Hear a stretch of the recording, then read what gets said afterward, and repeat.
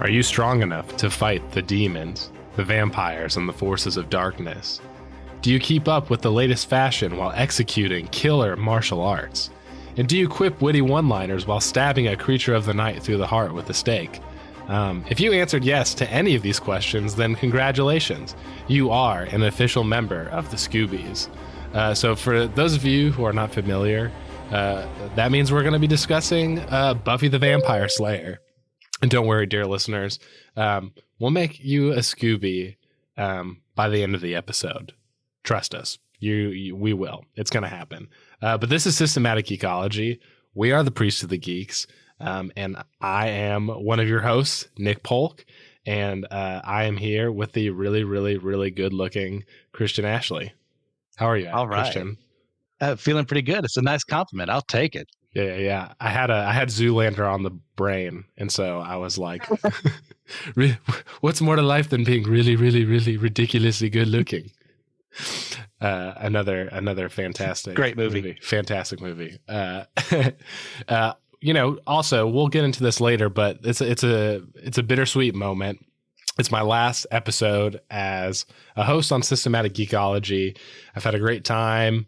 I'm friends with everybody. I am just focusing my time elsewhere, and Christian has been kind enough to, he's going to, at the end of the episode, we'll do some interviews, or we'll have another interview episode.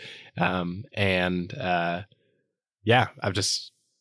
a bittersweet moment for me. I'm bad at goodbyes. So, but we're going to go off with a bang here and talk about the Buffyverse, because it is one of my favorites. Oh, and yes. Christian and I are one of the blessed few of the Systematic Geekology team that have actually, watched the show.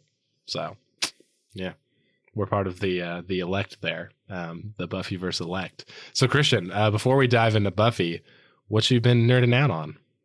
So just today, Ultimate Black Panther 1 released, and I gotta say, this is another solid setup. I enjoyed it, not as much as I did for Ultimate Spider-Man 1, but it's still pretty dang good.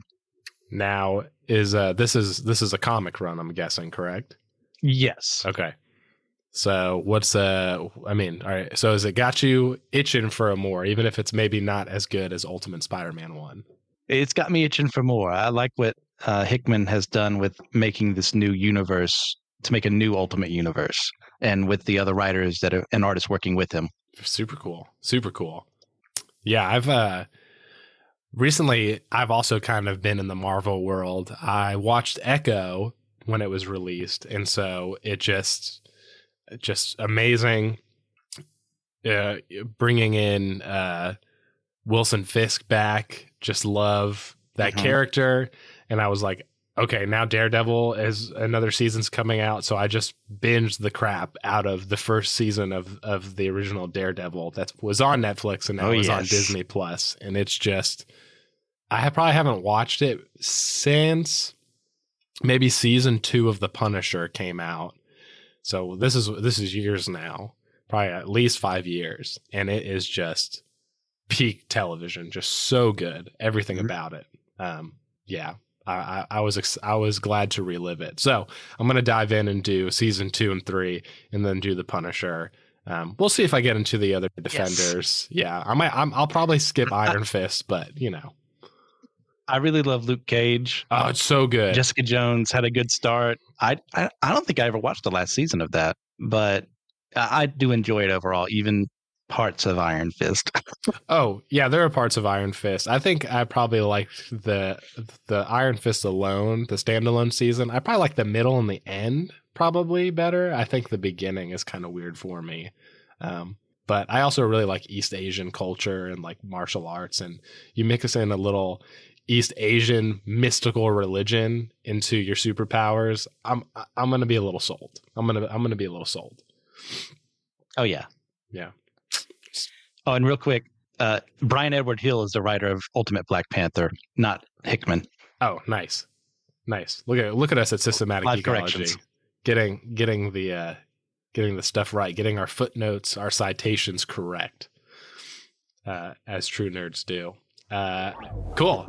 So we will transition into the Buffyverse from here. So let's just talk about, so Christian and I, when we were talking about this last episode that I'm going to be on, what things I wanted to do, I was just like, I don't know, the Buffyverse, has anyone done anything in systematic geekology? And Christian said no, and nobody else has watched it. So we discovered on accident that we both have watched the show, and by providence, we're here discussing it. So I want to hear, what was your initial reaction to the Buffyverse? Tell me about your first experience, Christian, and tell me how you feel about it now. Okay. Yeah, I missed this when it was on the air. I was Same. a little too young, for it at the time. It was like 7, I think. What did this come out? 97, the first one? Mm-hmm. Yeah, so I was too young for it. But then when I got into college, this beautiful mystical thing called TiVo was in my life. Oh, yeah. And I was able to see, I can watch whatever I want, but I don't have to be in front of the television screen when it's on. So some of those things I missed, like Buffy and Angel, I put those on to record, and we'll watch them later, and got through everything and fell in love. I have my gripes with some parts of the series, but ultimately, this is something I can easily come back into this world and engage with these characters and see what they're up to. I love the Buffyverse as a whole. Man, yeah. Also very similar, where I was too young. I'm 3 years behind you. I was born 93. And I had a youth pastor who had the whole box set of the DVD collection. Nice. And so he talked about it. And so I knew Sarah Michelle Gellar, and of course, Allison Hannigan. Am I saying, or is it? Yes. Yeah. For Willow? Yes. Allison Hannigan was an early crush of mine, based on just seeing her as the flute girl in American Pie. And we'll leave it there. But, this one time at band camp. And, fair. But huge crush.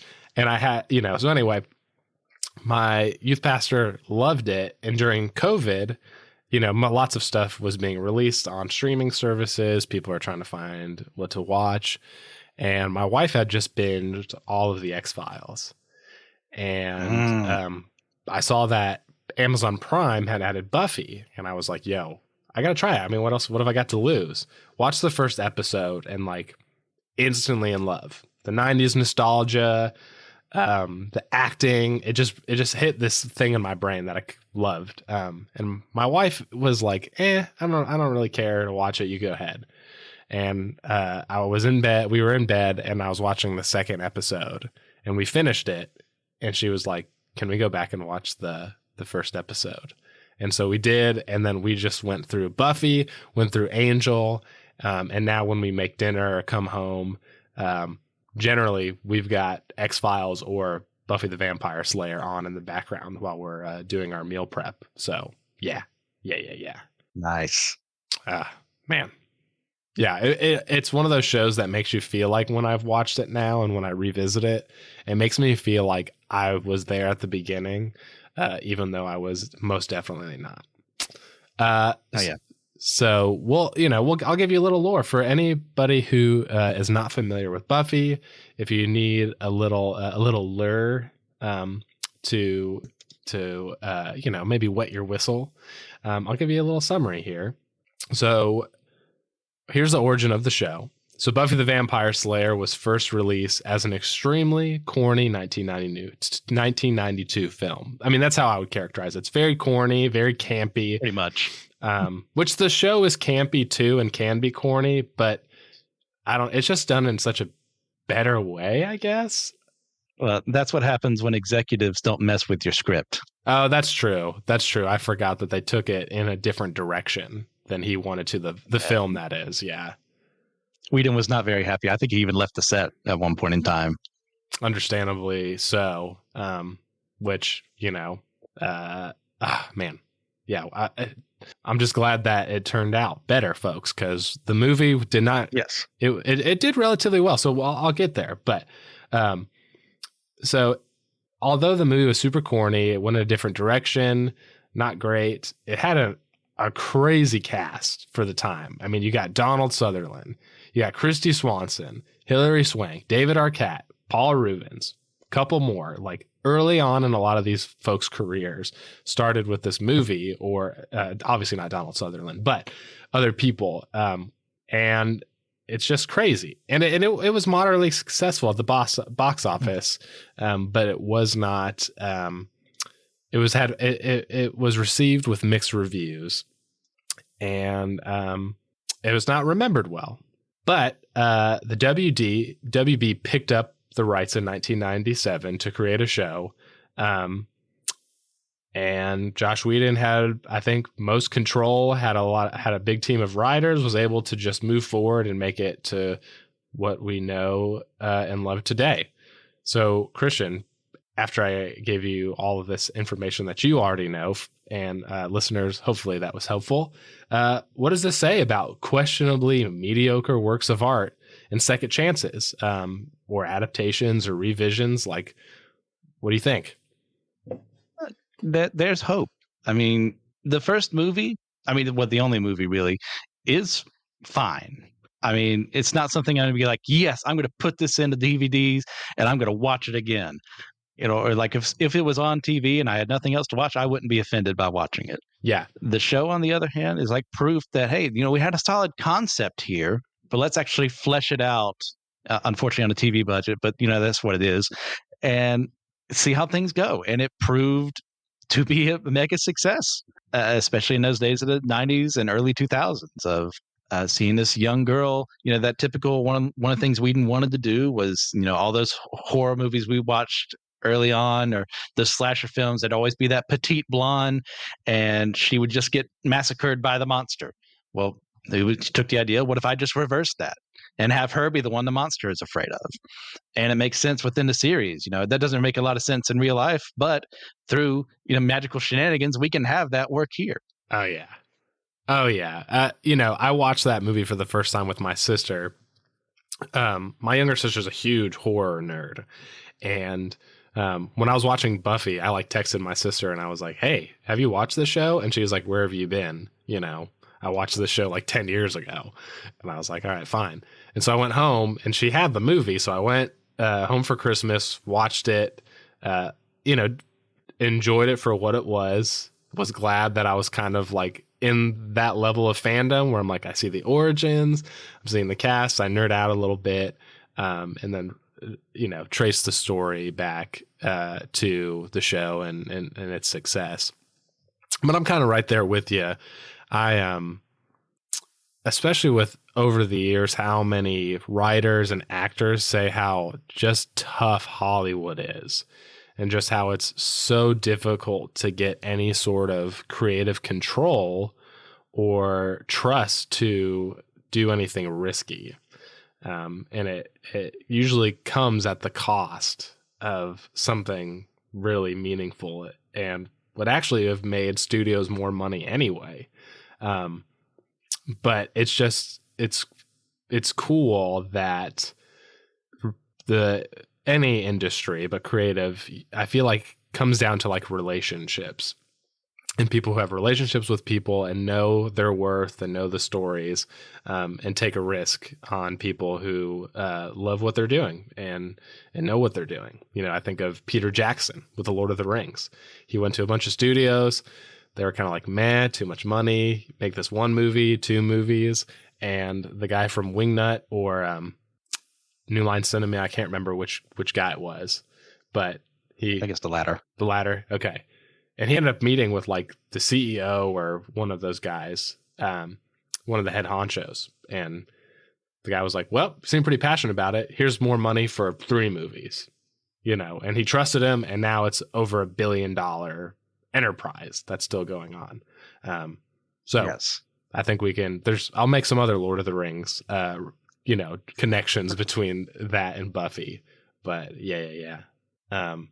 It's one of my absolute favorite things about the show. In particular is the 90s and early 2000s nostalgia that I hinted at earlier.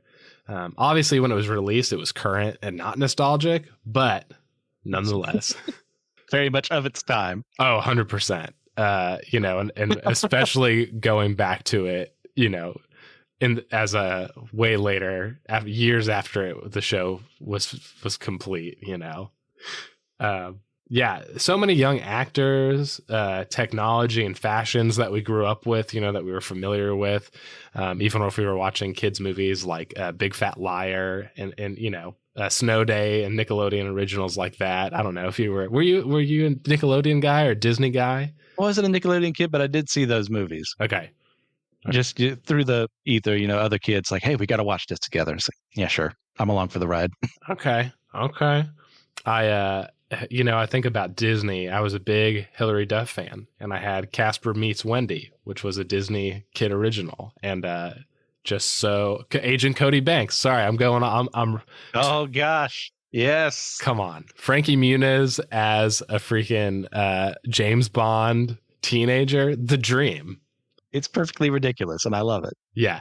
And all the technology, all the fashion is there, all that stuff, and even that sort of cheese is kind of present in the Buffyverse. So as we return to Buffy, what nostalgic memories does it trigger for you? And do you think that nostalgia is why there's been sort of like this, you know, including COVID, this renewed interest in the Buffyverse, with so many people hinting at like, there's a reboot. No, there isn't. Now there maybe is again. Yeah, this is kind of like one of the perfect encapsulations of the unintentional period piece trope of like, you're not intending as, you know, writers or actors to like obviously they're making it in the 90s and early 2000s, but not saying we're for every time immemorial, people are going to say this was made in the 90s and 2000s, but it is. It's got that whole idea of, you know, going to school, not having the internet as readily available as it is today, not having cell phones as readily available as today. Like that could have solved a lot of problems here. You've got, you know, the whole thing with like we're not as well attuned to seeking out mental health experts as we used to be, as we are more prone to do now. Like all those things kind of mix together and make this fantastical thing. Like, was it even the first season? We have like the online predator is actually a demon or something like that. It's something that was just starting to happen. And it makes me really happy to see that as someone who has dealt with enough 80s nostalgia to last a lifetime and, you know, films and TV shows. And as much as I like things like Stranger Things, why can't we have something set in the 90s, you know, the greatest decade of all time? Dude. Not just because I was born then. The greatest decade of all time, for sure. The best music, obviously taste is subjective, folks, but the best music, some of the best fashion, best television, you know, arguably some of the most aesthetically pleasing to the eye and touch technology. I mean, I miss my computer, you know. I miss my I miss the sound. The family computer. The family computer. The internet, having to log in late at night and hoping your parents didn't wake up because it was just that loud. Gosh, yeah, you turned on the machine and this get off the internet. I need to make a call. So accurate.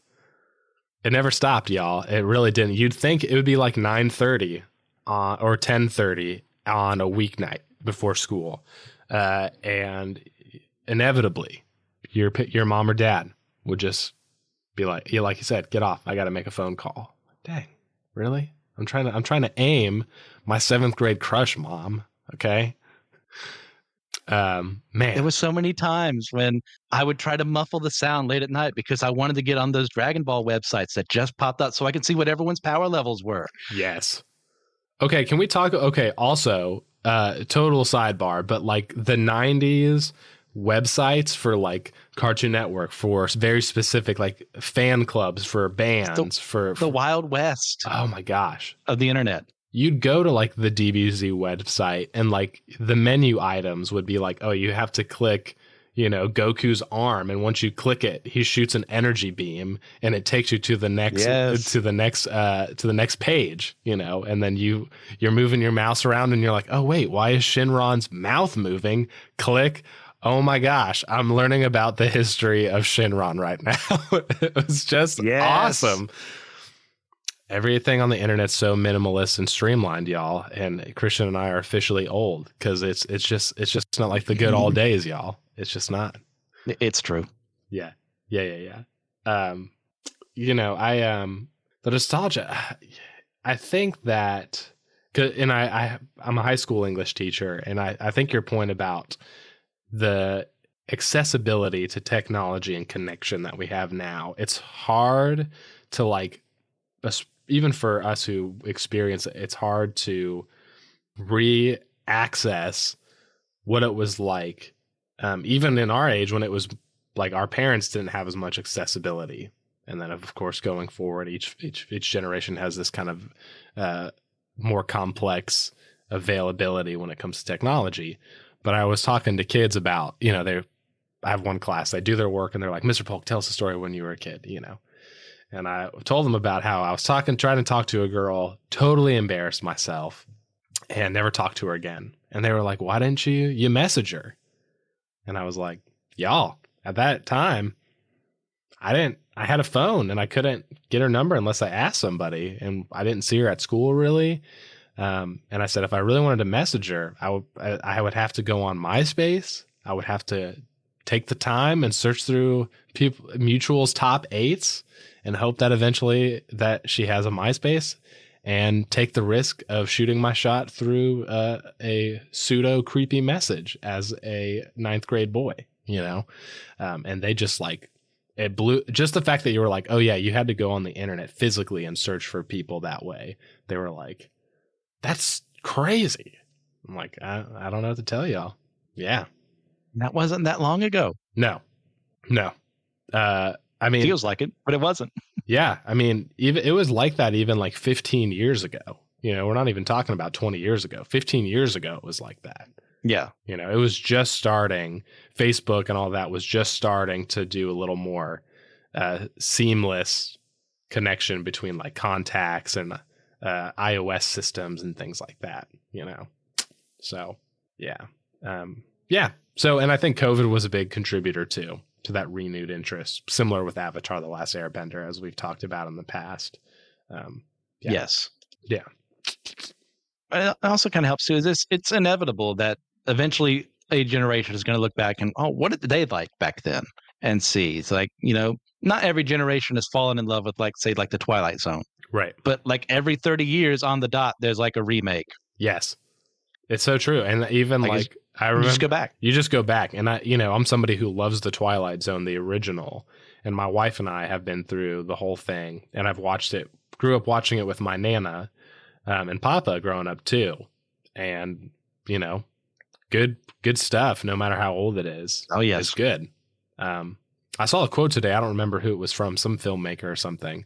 And someone said, there's no such thing as an old movie, because if you haven't seen it, it's not old, And I was like, ooh, I like that quote, obviously time-wise. Interesting. But it's a new experience. Yeah. It's not old to you. So I like that. Yeah. So I experienced something nostalgic through this new IP that I had never really encountered. And, here I am at 30 in Buffy the Vampire Slayer, influencing the trajectory of my fandom and potentially, my view of the world. I don't know. Yeah. So Christian and I have talked about, our experience. We've talked about how the 90s is the best, and we've gone on old millennial rants just about how new generations don't know what they're missing. You're welcome. Yeah, so we've done a little groundwork in setting the Buffyverse up, as far as like where it came from, how it got made, and then even Christian and I's take on our experience. So let's get into the nitty gritty of what the show is really about. So the show begins with Buffy Summers, who is a transfer to Sunnydale High School from Los Angeles. She was chosen as the next Slayer and was found by an organization called the Watchers, who were responsible for training the Slayer and keeping the forces of evil at bay. Buffy is basically stripped of her normal teenage life and thrown into being the supernatural savior of the world. And now most of her adventures kind of stay in the same place, but she's technically the only Slayer in the world until later. So anyway, that's a different plot. Until shenanigans happen multiple times. So many shenanigans. Slayers with terrible fake Jamaican accents. R.I.P. But so in Sunnydale, she gets connected with Giles, who is her assigned watcher and school librarian. She gets connected with the people who become her best friends, who are Xander and Willow. She gets connected with one of her high school nemesis, Cordelia Chase, who is like the popular girl who always dogs on Buffy for being strange. And then, of course, her star-crossed lover, Angel, the vampire. So characters come and go throughout the story, but these are kind of like the core Scoobies that stay throughout the time. Now we'll pick up some people along the way, and we'll lose some people along the way. But this is the group that we keep, at least in the show. But Buffy pretty much just begins as a monster of the week kind of show, but throughout, as it continues, it begins developing a pretty big world and mythos, and leading to the vast Buffyverse we have today. We won't talk about. There's also seasons after the show ends that Joss Whedon wrote through comic form afterwards. So there's actually, I think, 12 seasons of Buffy, or is it 13? Do you know off the top of your head? As far as the comics are concerned, yeah, like the last one I read was 8, and the last like plot line I was aware of was like in 10. So I think it's 12. I have no clue. Yeah, I think it's 12. So if you're interested in that, listeners, your local library will probably have it either physically or digitally. Yeah, so I would encourage you to do that. So, Christian, as our listeners have now been enlightened about just the basic, understanding of just what Buffy is about and the elements that are there that contribute to what happens. What aspect of the Buffyverse do you find most compelling? Why? And when in the show did you come to your position? Man, there's so much here. I'll cheat as I always do, and I'll do 2. I love it. I love it. My first is the world building around these paranormal supernatural entities. Like, you don't just have demons. You have like species and who have different abilities, and you have vampires, some who are stronger than others, like how the sires work, how can they live so long? Why do they have these weaknesses? Like all that coming together makes for a very compelling program. To me, as someone who likes writing, and world building and creative things like that, it's like I can appreciate the work someone else has put in there. It's like, do I always think, oh, that was a good decision? No, not always, but still, it's compelling that someone took the time to make that. It's something like Star Trek. It's so great to see a new alien species come up. So what's their quirk? What makes them so different than everyone else? Or what? How can Buffy fight this villain here? It said that we're a demon, but this demon is only weak to this. But maybe this demon is weak to something else, or maybe it's not weak to anything. How is she able to work that out? I love like the not knowing, since we're making stuff up. Like that makes me feel good as a viewer to go, okay, that's what they're thinking. Let's see how they actually follow through with all this. And I guess my second thing would be, unless you have something you want to say on that real quick. Go for it, dude. Okay. Would be, honestly, I'm very compelled by Joss's interpretation of how the world works. He is most definitely, he said it multiple times over, he is a hardcore atheist. Yeah. And then being the quite literal antithesis to that, as I'm viewing this, I get to see, I don't know if this man has any hope in his life. Yeah. I don't know, if, not to say that Buffy is a downer series, Angel is a downer series. Angel did kind of end on a cliffhanger, but that's not Angel's fault that the network decided to get rid of it. But there's this hopelessness in Whedon's mind that brings up things like, Xander leaving Anya at the altar, which is one of the dumbest things that ever happened. So stupid. I despise it with every fiber of my being. Or, side characters getting killed because the world doesn't have any meaning except what we kind of bring to the table. But also at that same time, we see there is still a hope for the characters. There's always a chance to fight another day. Yeah. I mean, like Angel season 5, that's kind of like the main message. It's like, yeah, we're outnumbered. Yeah, we may have temporarily allied with our enemies for a bit, but we're still going to fight the good fight. That is compelling to me as someone who is, we're both in Christianity here. Yes. We are told to fight the good fight. We're told to keep running the race. We don't get to just stand by the sidelines and say, well, the world is full of sin and God's judgment will come eventually, and then we just twiddle our fingers. No, we're supposed to resist that. Amen to that, dude.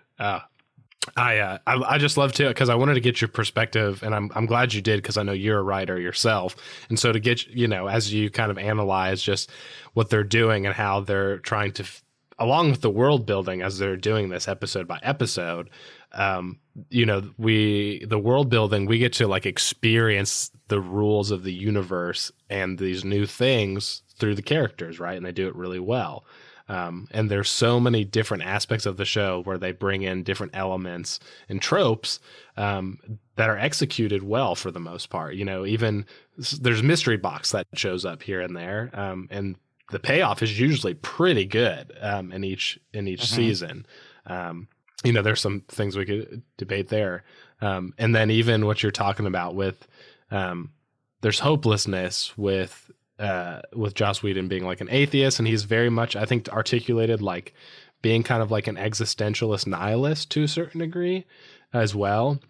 And so, but that's probably my favorite thing, is that seeing that, because I learned that pretty early on about him, is that there's still this strong sense of like morality in the show, which is just very interesting. And I think even Joss Whedon himself at the time, obviously there's been some scandal and things that Joss Whedon has been, issued of, and that stuff is very problematic and get that crap out of here. But when it comes to like in the show, he resists things like, he addresses racism, sexism.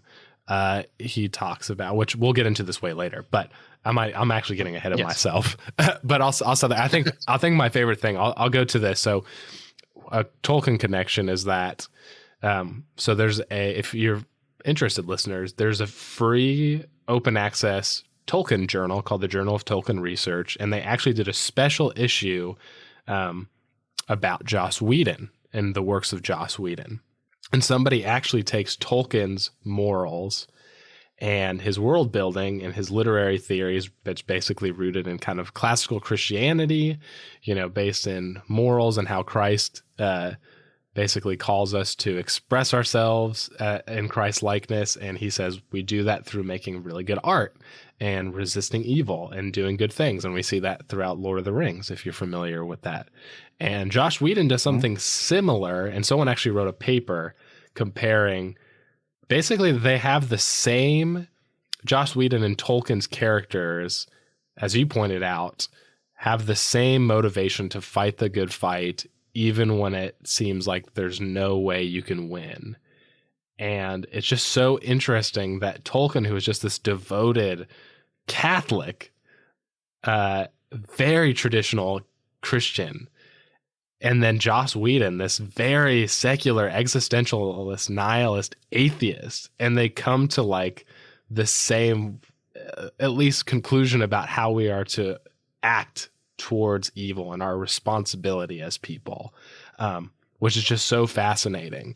And I don't remember. I don't remember which episode it is, but or what season it was. But I feel like it was pretty early on where I was like, oh yeah, this show. Like I saw Tolkien all over that show. You know what I mean? So kind of that thing.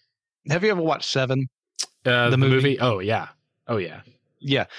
It's Morgan Freeman's character who kind of brings up the Ernest Hemingway quote of, the world is a fine place and worth fighting for. And he agrees with the second part. I kind of think that's where Joss is. Yeah. He doesn't think the world is a fine place, but there's something worth fighting for there. Yeah.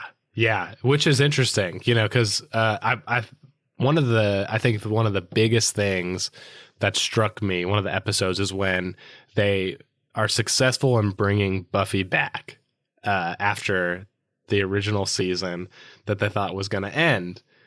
And so spoiler alert, listeners, if you haven't watched the show and you're like, I got to get into this, just get off and skip this part and come back. But when Buffy dies in season 5, surprise, surprise, and she's revived in the next season, and she is just depressed, and they think it's I don't even remember what they think, what is depressing her. Like maybe the state of how things are or something like that. It's been so long since I watched it. But go ahead and give the real reason. Yeah, and so they think they saved her from hell, okay, because they just assume everyone goes there, you know what I mean? Because heaven and hell actually does exist in the Joss Whedon Buffyverse, which is very interesting. Yes. And Buffy ends up talking with Spike, who is one of the villains and who becomes a sort of part of the Scoobies at some point too. And she reveals that she was actually in what she believed to be heaven, where she experienced pure love, embrace, bliss, everything. And she gets revived and gets brought back to Earth. And she basically says, this is truly hell. And like you said, you get that worldview, which is the world's hell, but we still got to fight, as opposed to the Christian view, which is the world is good. We need to fight the good fight to help bring about the kingdom of God. And then also say, God, please, your kingdom come, your will be done on earth as it is in heaven, that sort of thing. Yeah, I'm kind of interested on your take on that, because that's one of the things I don't like about the sixth season, which has many issues, that being one of them. It's like, you come from a universalist side of things. You said you're more softer on that aspect. And as opposed to me, it's like, I have seen no evidence in Buffy's life of any fruit. I don't think at any point in time she actually had a statement of faith to Jesus, prayed the prayer, whatever. How do you feel about that? Yeah, it's handled. Yeah, it's interesting for me in my universalism, and I'm a pluralist too. So it's weird because I'm a universalist, but I'm like I believe that there is consequences for our actions post this life. But I think that there is a chance for God's grace to happen and be available after death. And so we can respond to God's grace after death in whatever capacity we can, whatever time looks like, whatever. And I think that people who experience heaven, union with God, whatever, is people who align themselves with God's aims for the world. So what that looks like. So as a Christian, I'm somebody who says that I think Jesus is basically the superior revelation of God, but there are people like Muslims and Hindus and Buddhists that I see as doing work that is very similar to what Christians are doing, even if it's not motivated by the same factors. And seeing that work blending with like the universal desire to bring about the well-being of the world in this life and the next is something where I see Buffy doing that. I see Buffy kind of doing that, even if she's not a person of faith. I don't think we know that, but I would assume not. And anyway, that's where I think. Okay. Yeah, it's just always like, because the first time I remember encountering this was in the last battle for Narnia, when you have that one Calorman soldier that ends up in Narnia heaven. And they're like, how the heck did he end up in here? He wasn't worshiping Aslan. And he had the whole point is that every time you were worshiping Tash and you were doing these good things, you were actually worshiping me. You just didn't know my name or something to that effect. Right. And that's always compelled me, because I don't agree with that. But like, as an idea, like, well, if I'm wrong, I really hope that's a thing. Yeah. No, it's cool. It doesn't bring me joy that, like, in my point of view, there aren't going to be that many people who end up there. Yeah. Like, there's nothing like, I'm not happy that that's a thing. That's why I work as best I can to fight that. But that does, if I'm wrong, that is something that does make me feel good. Yeah. Well, and people have brought this up to me too, because the universalist view when it comes to salvation, depending on the rendition, is the more risky one in this life when it comes to evangelism or what have you, where if I'm wrong and I have not done all I can to, spread the gospel, encourage people to make that choice in their lives, there's eternal consequences, right? There's a bigger risk involved, and I would be responsible for that, which is very, very scary. Um, Mm. so it is. I think which I think that helps me connect with like the existential dread within Buffy a lot, because I think that's also Yeah. true. There's so much existential dread about choices you make as a responsible human, and really throughout the show. There are no right choices. Every choice, every victory basically brings about a negative consequence in the Buffyverse. Something else it's the Hydra, right? You cut off one head, there's another one, there's 3, there's 4. Yeah. Yeah. So fun. So freaking fun. This is why Buffy is so good, y'all.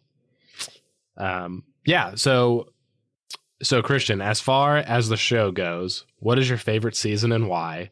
What characters, storylines, and themes stuck out to you? And you ask another question where there's too much to answer. I'll split Buffy and Angel. Buffy, my answer is probably season 3. I really love season 3. I love the whole dynamic they have, with Faith showing up to the show, with the mayor as the villain, is like this affably evil, like he's such a nice guy as he's sacrificing people to become like this great ultra demon kind of thing. And as he explores the world further, I love that immensely. Angel, I would probably say season 2.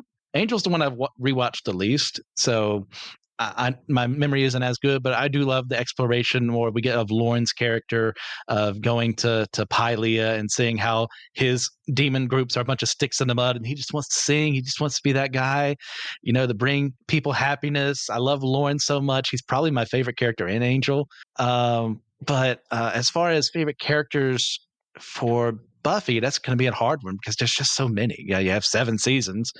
There's a lot there. I love Anya. I love Xander. I love Riley. My hot take is I prefer Riley as Buffy's love interest, and I think they did him dirty in season 5. Dude, they did him so dirty. Because they knew he was a good fit for him. That is my conspiracy theory. Yes. That they knew he was too good of a love interest. He was actually going to be good for her, that they had to reintroduce Angel and Spike, who I do like as love interest, but also temporary love interest for her. Like, who else? Like, I love Willow. I love Giles. Like, Willow's exploration of, learning how to be a witch, how to use her powers. And then Giles, it starts off with this little nebbish, like, I'm just going to sit behind this desk in the library and do research, and actually becomes a bit more of an action guy along the way. And actually for Angel too, like, it's not like I hated Cordelia in Buffy, but she wasn't near one of my favorites. But to see her grow as a character in Angel, if they had kept her in Buffy, that never would have happened. And like the way she stands up to Angel and becomes her own woman, I really appreciate what they did with her there. But they also did her dirty because of what Whedon said about her pregnancy and wanting her to have an abortion because it got in the way. So yeah, you take the good with the bad. Yeah, and I feel like with Cordelia, I don't really like what they did with her at the end of Angel. Yeah, which I haven't listened to the Audible. Did you see that she and a bunch of the other actors put together basically like a separate universe Audible book? No. And so basically Cordelia, gets the chance to be a Slayer essentially because of, the power that Buffy shares. And I need to listen to it because it's apparently it's just amazing. So, and I need redemption for Cordelia. Yes, because she got done dirty. She really did, and her character development is just the payoff, and the person she becomes is just so awesome. And to end it like they did, it was just like, no, dude, like it could have been more. Could have been more. Yes. So good, dude. Oh man, I love. Season 3 is pretty close. I think that's my close second. I love. The mayor is my favorite villain of all time. One of my top 5 villains ever. He's written so well. He is this he portrays himself as this wholesome family man who just wants to make, Sunnydale this place that's happy for families where people want to move in and raise their children. And then he just chop off henchmen's heads on a whim and wipe his hands clean and go, let's get some ice cream. You know, it's the humor is hilarious. He's so disturbingly evil in such a unique way that I don't think I've seen in other characters. I would say probably Joker. I would compare him to the Joker. I would say that Joker is like obviously this. We don't know who he is. Generally, you know, he's a villain who's untouchable, all this other stuff. But this mayor is really just this kind of enigma of who seems like a wholesome guy who's very wholesome humor and doesn't like when people swears. Yeah. And that's kind of apt because, like, depending on the story, you never know which Joker you're going to get. Right. Is it the maniacal mass murderer Joker? Is it the Joker who's going to slap you a pie in your face? Like, you don't know. The same thing with the mayor. Like, you could catch him on a really good day and like he's there for the photo ops and getting his work done and say, guys, you shouldn't be swearing. That's real bad. Wholesome family values. And then the next second he's sacrificing a bunch of kids at graduation to try and become this Uber demon. Also, 90s TV CGI. That's all I have to say. True. I think that episode, I will say probably my favorite episodes are probably Graduations Part 1 and 2. I love those episodes. They wrap that season up so well. And now I'm talking about season 3 like it's my favorite. And totally take it. But just the way that it also connects with like when they're like, we did it, guys. And they're like, yeah, we did. And we defeated him. And he's like, no, we survived high school. So relatable. So good. Yes. And now, because I've been season 3, the season that Willow goes dark is my favorite season. And I think that's season... Really? Yeah, I think that's season 6, right? Yes. Yeah. I just love the exploration. Like, Willow is one of my favorite characters. I love her development, too, where she's kind of just a sidekick along with Xander, kind of. And she starts kind of dabbling in magic very slowly throughout the show. Her powers is very much a slow burn. And when we get to see just how like powerful Willow becomes and how she has to wrestle with power and these themes of like, what do you do when you have this power, which Buffy wrestles with all the time. Right. But she's kind of, always written as like this morally upright character who always does the right thing, even if she doesn't make the right choice. And she shares power. And to see Willow take all of the power and become drunk with it to the point where she turns on her friends and almost destroys the entire world is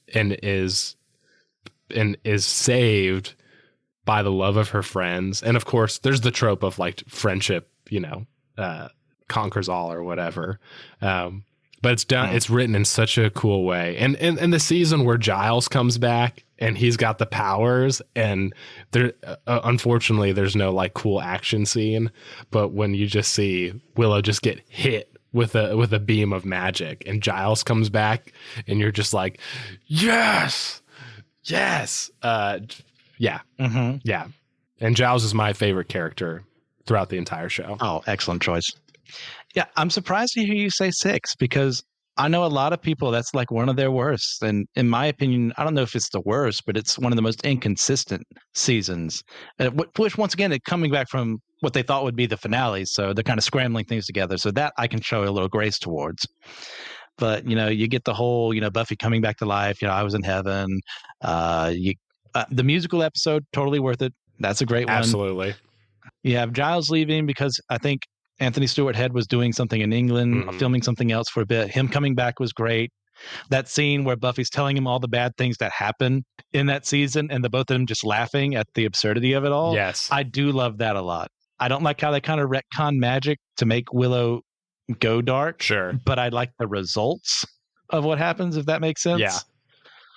So, yeah, I'm not trying to knock down your favorite season and say you're wrong, but, yeah, sorry. No, I everything about that, everything you said is real, you know, and there's so much inconsistencies and things like that. And like you said, them scrambling to kind of figure out what's happening in the show. But I think that where they eventually, what they explore with Willow, because she really becomes like the focal point of that season.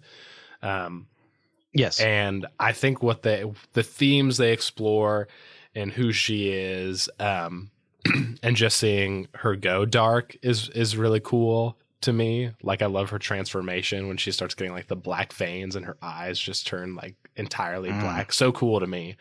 But I think, and I think it is a catalyst further into like how the cosmology of the Buffyverse works. Like, yeah. So I think that's why it gave, and later, and I think part of it too is that in the later comics, she becomes like she also becomes kind of like this prophesied witch that's like across interdimensional, like all powerful witch that's going to like bring magic to like, you know, this completeness, that this new era of magic that's never happened, very similar to kind of like Buffy as the prophesied slayer. And so it starts with Willow basically getting so powerful she has the power to destroy the world. Yeah. Before I move on to the next thing, I'll just say Giles being my favorite character. I tell Kelly all the time, as soon as I turn 40, I'm transitioning to my hot librarian phase. I'm going to Goodwill. I am getting tweed jackets. I am getting vests, and I am wearing very 90s patterned ties. And that will be my style from that point on. Yes. From thence, as they say it in Shakespearean times. So we've covered a ton, but you know, one of the reasons why I personally think Buffy was so huge, why it has a cult following, why people are still participating and engaging, you know, Angel and the comics, and now have an interest in this new audiobook. It just covers such a wide range of topics and issues. Like legitimately, the show handles things like theology, economics, class issues, coming of age, loss of a parent, breakups, cosmology, the nature of good and evil, gender issues, and the list just goes on and on and on with the show. And being a Tolkien guy, as I have said multiple times already, there are so many connections to be made with the Buffyverse. And how it addresses these issues within the fabric of its storytelling. One in particular is that neither world brings up God. Okay, Tolkien's world doesn't either. But both constantly deal with issues of morality, how the normal people, along with super people, are to respond to the big bad evils, along with the mundane, everyday evils we face. So Middle-earth, along with the Hellmouth, promotes a responsible way for those within the show, and maybe us, to resist these evils to make the world a little better. So we may not even see the fruits of our resistance, but we can make the world a better place for those ahead of us. We've kind of touched on this already, but I mean, tell me, like, what are some more thoughts on that? And do you think that's apt what I said? What big theme does the show deal with that you, if it's not that, what's one of the themes that you're like, oh yeah, this gets me every time? It's one of those things that, like you said, we have touched on this before, but it's so important for the world that they resist, because all it takes is for them to stop. I mean, we get to that one episode, I think it's season 3, where Buffy ends up in the universe where she never came, to Sunnydale. Willow and Xander are vampires. Like, there's Cordelia that makes the wish. That's what it is. And what she did mattered. This whole town would have been under the thrall of the master and his minions if she had never shown up there. Yes. We get to Angel, and we get to the point, like, are we still the good guys if we're working for Wolfram and Hart? Yeah. Like, are we doing good? Have we sold out to allow this happen? In that really funny scene where Angel, like, high fives the guy who looks like the literal devil, yes. And then, says we're the good guys or something like that. But no, they are the good guys. Maybe they compromised a little bit, but a part of that was them realizing, okay, we wanted to use this organization that is always geared towards evil so we could get it towards good, but they were manipulating us the whole time. Well, that doesn't have to define us. Our last scene in the Buffyverse on live action is them fighting back against a literal hell dimension brought to Los Angeles as a dragon is about to attack them. Like, you can't get more, metal than that for that theme of we are fighting, we are resisting, no matter the cost. Yes. Yes, everything you just said. And towards the end of Angel, I really had a hard time, but the way they ended the show was so perfect, in my opinion, when it comes to that last shot, and what Angel and Angel Investigations, that whole team was all about. And we really get to see characters redeem themselves, and except maybe Lorne, who kind of does something he never would have done and, leaves. And I'm with you there. Lorne is such God, I love Lorne. Yes. Yeah, I wish I had more of him. He doesn't really show up a lot in the comics either, which is a bummer. Yeah, man, I'm sitting with what you said about just responsibility in doing that. Yeah, I think one of the things that influenced me that I tried to, or struck me throughout the show, is like the episode where Buffy stumbles upon her mom dying. Oh gosh. And there's no music. That was a rough one. Dude, I cried watching that. And I'm not a big crier, especially when it comes to like watching shows in general. It just doesn't really happen. But the way that the actors just wrestled with, I think when I cried was when Anya, who had been immortal, pretty much at that point, had just experienced death for the first time. For someone she cared about, and her just breaking down was just like, it was it. And Buffy handles those really mundane, everyday things that people are dealing with, like loss of a parent, getting a new job, future, college careers not working out the way you thought it would. Just all that stuff. And I think those little things I try to sit with more, because we've talked about, you and I feel like me and you are like into we love theology. We love getting super nerdy. Like there's an episode where, the beer episode in Buffy, where college students bring up Thomas Aquinas, and you're like, what is Thomas Aquinas doing here? This is so random. And someone's like, leave the theology in the classroom. I'm like, this is awesome. This is so awesome. And the guy who says it is the guy who is, I can't remember his name, but he plays Harold in Harold and Kumar, which is just the best. Yes. No, you spot on there. And there's so many other things. It's like identity, like that classic question everyone has to ask in their lives. Who am I? Yes. Comes across all these characters. Maybe they never say that phrase out loud, but it's like, Buffy is the Slayer. I have all this identity in who I am. Well, I just dropped out of college.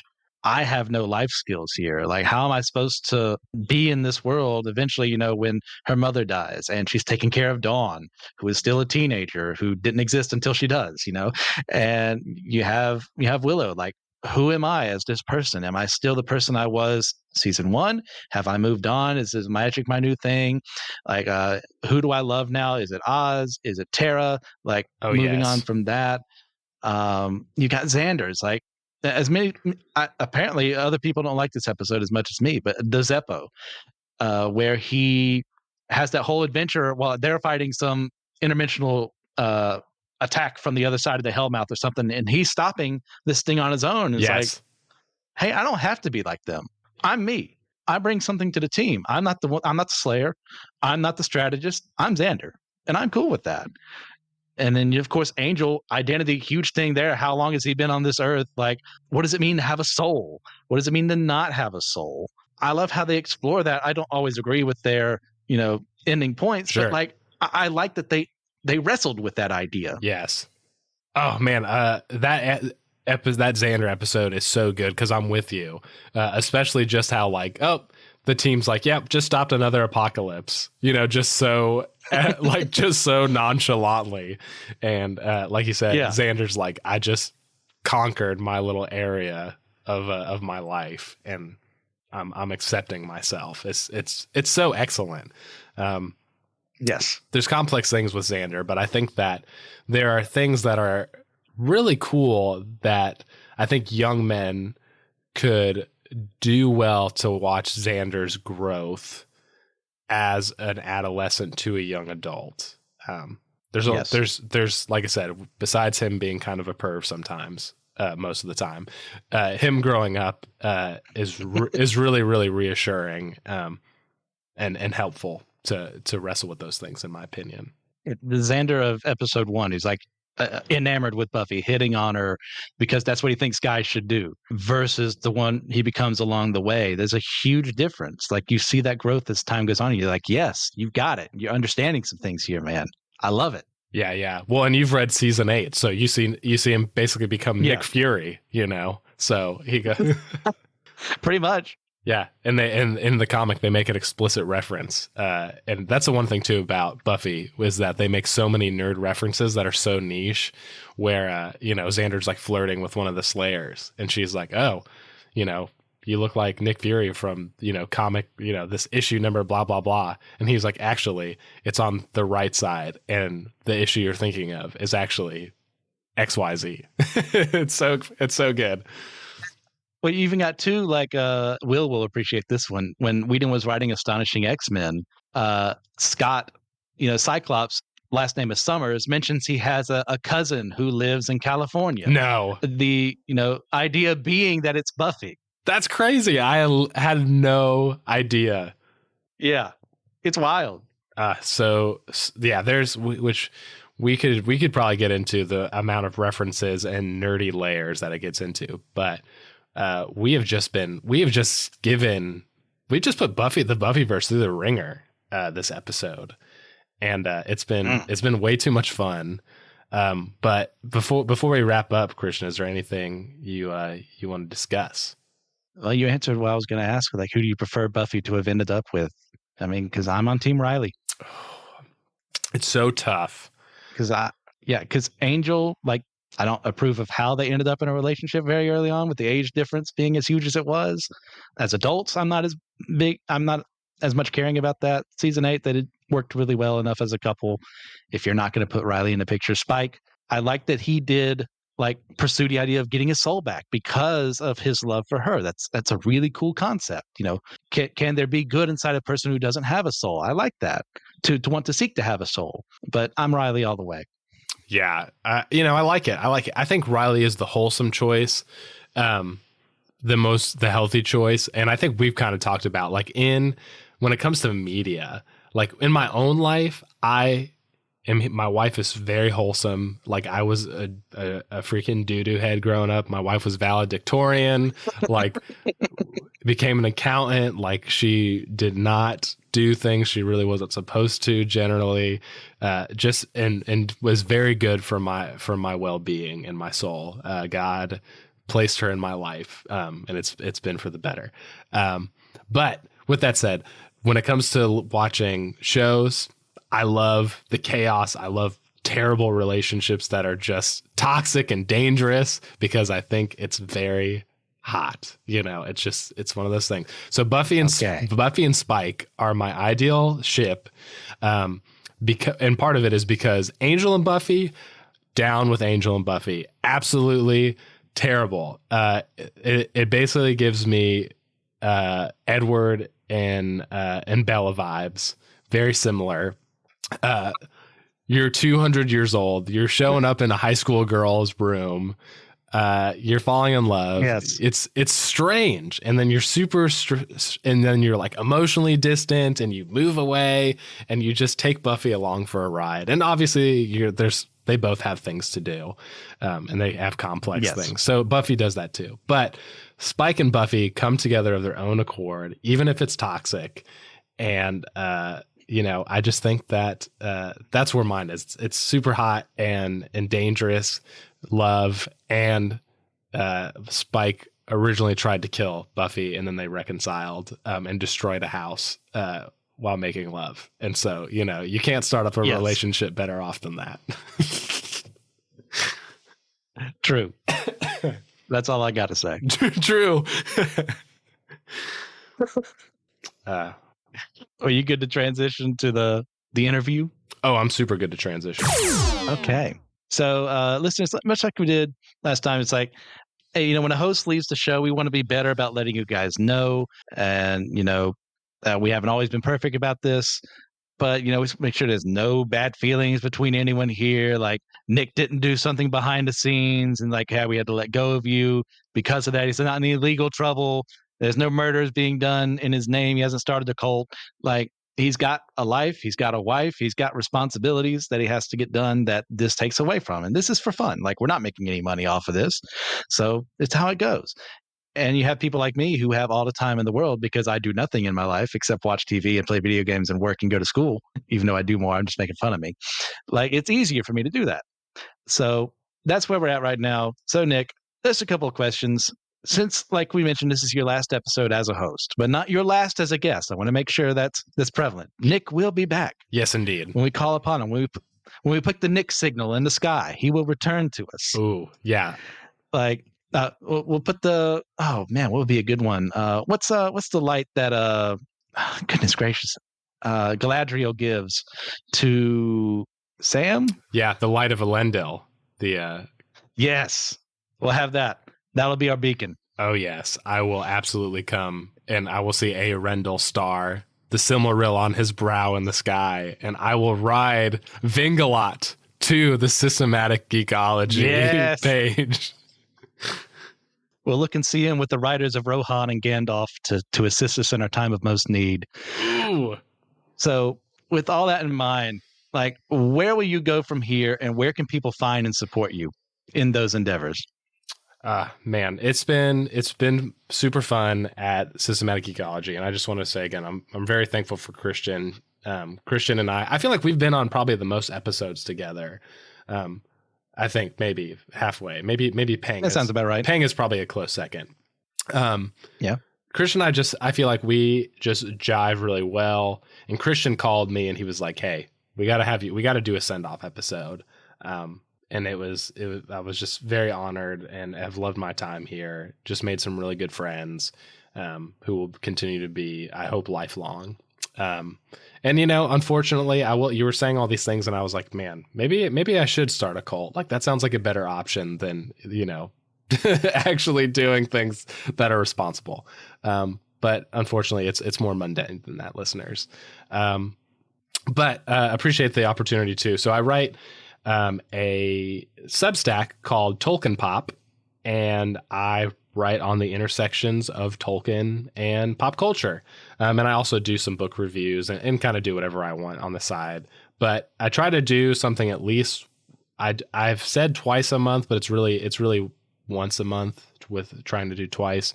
But I do everything from just looking at like themes in shows that are similar to references. Like I have an article on like Friends, and when they do Gandalf the party animal, and I do like a whole thing about Gandalf as this kind of transitionary symbol. That's just an example. So I do things like that, and I also am the production editor for the academic journal of the Tolkien Society, and so I'm a Tolkien evangelist. If you love Tolkien, and you want to kind of get connected with other Tolkien nerds and just want to deepen your fandom, there's a digital membership, very cheap. I don't get paid. I'm a volunteer. Nobody gets paid at the Tolkien Society. Everyone's volunteers. So anyway, those are where you can find me. And that's, if you get more involved with Tolkien and you just say, hey, Nick, I don't really care that you're gone, but your suggestion to join the Tolkien Society has changed my life. I will cry tears of joy. Yeah, guys, go check him out there. But also, for this, like, you've been on quite a few as your time here as a host. Like, is there a favorite episode you recorded? And you can pick multiple because you can cheat like me because I'm in charge right now. Man, there's so many good ones. I'm gonna pick multiple ones. The ones that are the most memorable. I think that our Avatar one with you, me, and Kino was extremely fun. And I think you had to leave in the middle of that one. I did. Yeah. And Kino and I just had this. I hated it because we were just jiving so well. Gosh. And it was like, it was really like. Those pesky classes got in the way. Gosh, school. It's too much. You just read too much, dude. You just read too much. Yeah, and it was just cool. Like and Kino and I ended up just taking it a completely different direction and started talking about like marriage advice and learning about him. It was so random and so fun That and was cool. so good. It was a blast. I think that's actually who I told that I liked toxic relationships. I think that's where I said that, because I don't remember who I said somebody should end up with. That sounds familiar. Yeah, I think because you guys, you just went off. Oh, I said it because I was a Zutara fan, and I think and Kino was like, no. That's when we went into that whole side thing about marriage and healthy relationships. I feel like Kino was concerned for me a little bit, which was very fun and also endearing. That was a solid one. Yeah, very fun. Way too much fun. I think I did a Rick and Morty episode with Will, and Will and I just have very similar humor.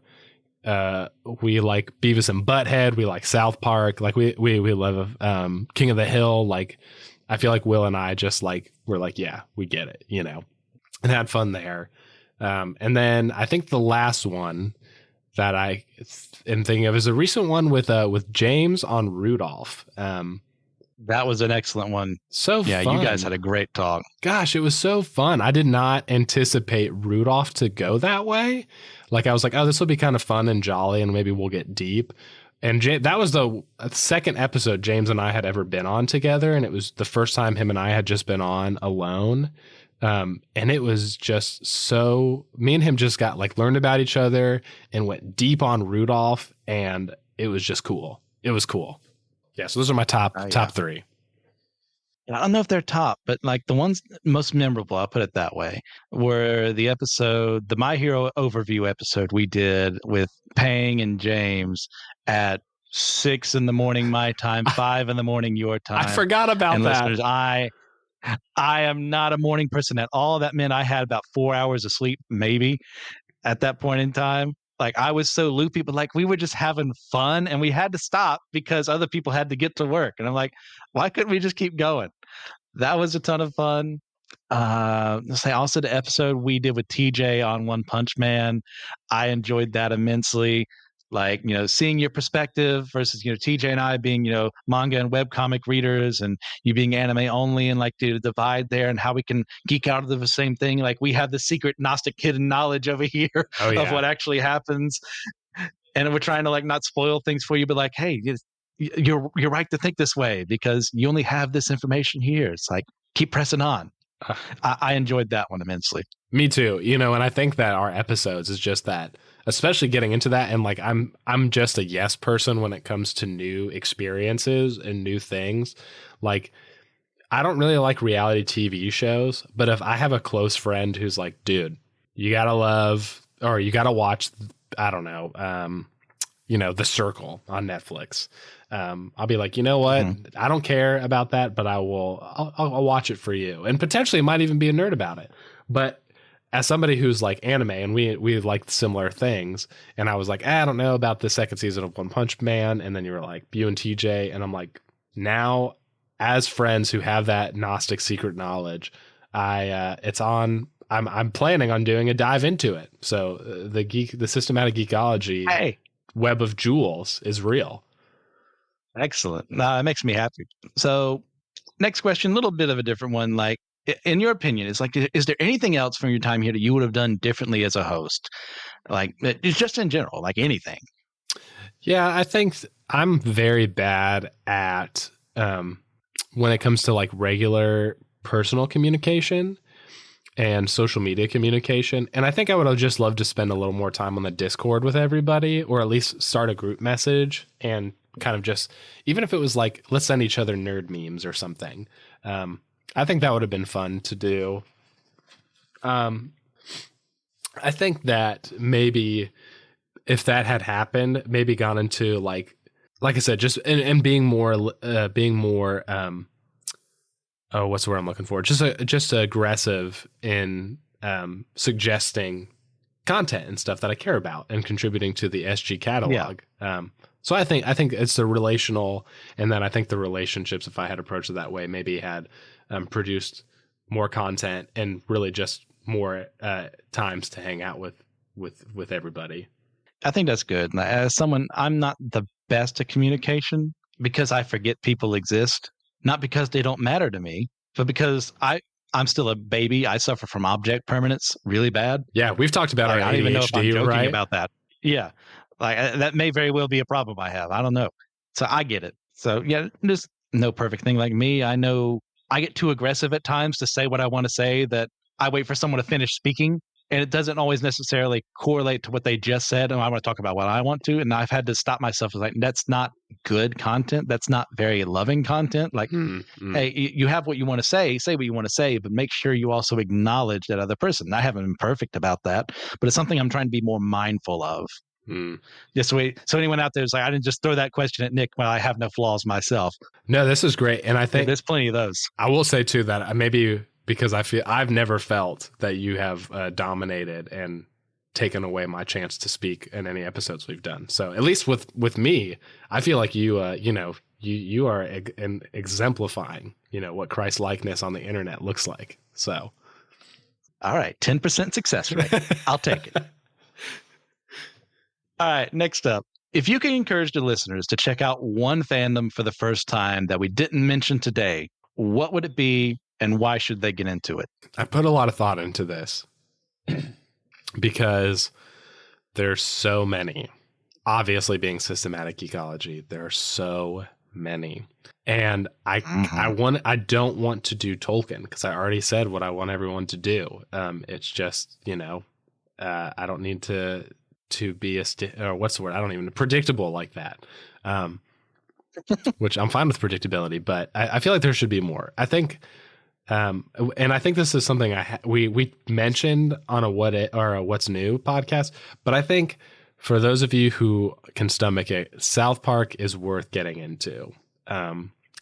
Absolutely. And Christian and I have shared our mutual appreciation for South Park and the way that they approach comedy and making fun of people across all ideological lines. And I think I think for those who want to get into, the first 3 seasons are tough. Just because that's like the first thing they've ever done. They really get their stride probably in season 4 and 5 after the South Park movie comes out. So they just give a lot of really interesting critique and insight into society. And they, most of the time it's unintentional. It's just kind of it's a vehicle for the jokes they tell. And they continue to get better because they're still going on. And the Matt and Trey, who are the creators of South Park Extended Universe, like Team America, Basketball, the Book of Mormon, all things you should watch. Basketball is a little silly, but that's more of a slapstick comedy. But anyway, I think if you can do it, it's thoughtful, and I think it would challenge you and listeners in the best way possible. I 100% agree. Like if you're like me, listener, you're more conservative and things like that, you kind of go, I can't engage with that. Well, I encourage you lovingly, if you're able of handling, like this is something, this may be a Romans 14 situation, like you just can't handle it. That's not your fault. Right. That's who you are. But if you're able to, like, go in there and learn that they're making fun of me. They're making fun of Nick. Yes. They're making fun of themselves.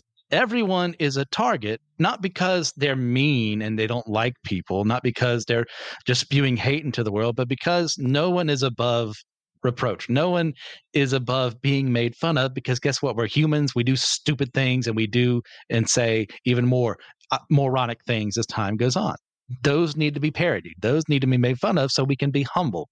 It's a great humbling for me as an evangelical, for the most part, to watch some of what South Park has to say about Christianity, and not even just the Catholicism parts. When they go to the evangelical side of things, they go, oh, that hit a little close to home. Oh, well, maybe something should be done about that if a secular world is making fun of that. It'll open your eyes. Yeah. Also, as a more liberal, but also still within the evangelical tradition, yeah. And also laughter is good. And laughter is a vehicle of the Holy Spirit to reveal what God is doing in your life. So is South Park a means of grace? I'm going to say yes. I'm going to say yes. Okay. Excellent. All right. Final question. Besides this episode, that for listeners don't know, like, like I asked Nick what would be the one thing. Oh, you did mention that earlier today, so they know. Like, besides this one, what topic would you have loved to have covered that you never got the chance to get to? Yeah, I thought about this too, and thought about if I needed to do South Park or not again. But I don't think I will. I think I made it very clear that if South Park could have been an episode. I think that's something I wish that I had done a little bit more, or like had revisited, was the Cartoon Network Teen Titans show. I think that I don't know if the last episode I did with you, maybe, I don't remember, but I think I had brought up that I had started rewatching it again.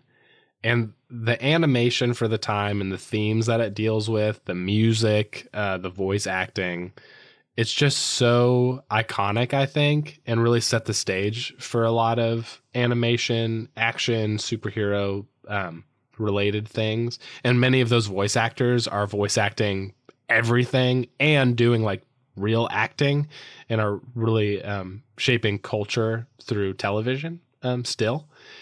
And I would have loved to have done a deeper dive on that specific area of Teen Titans, and then maybe even bring in, the original comics and the DC, show, et cetera, the live action. Yeah. All right. We'll have to put that one on the docket because I'll be there right with you. Let's do it. Yes. All right. Well, those are all the questions I had, unless there's something you wanted to add before I hand things back to you. No, I just wanted to say thank you to Christian. Thank you, dude.